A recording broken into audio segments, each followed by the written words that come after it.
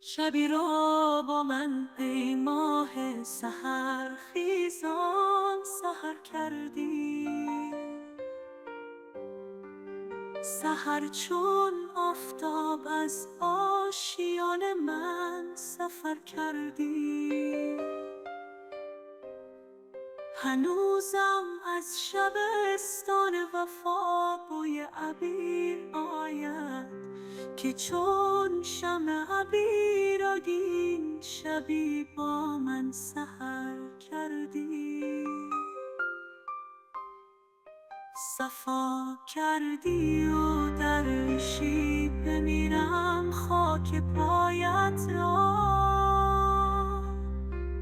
که شاهی محتشم بودی و با درویش سر کردی.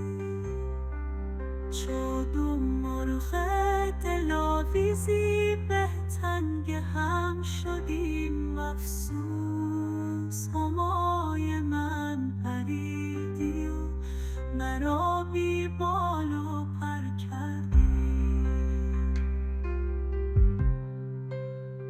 مگر از گوشه چشمی وگر طرحی دگر ریزی که از آن یک نظر بنیاد من زیر و زبر کردی.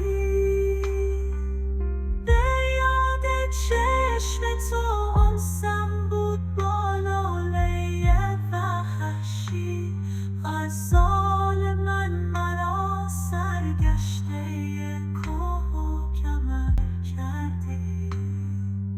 به گردش‌های چشم آسمانی از همان اول مرا در عشق از این افاق کردی و خبر کردی.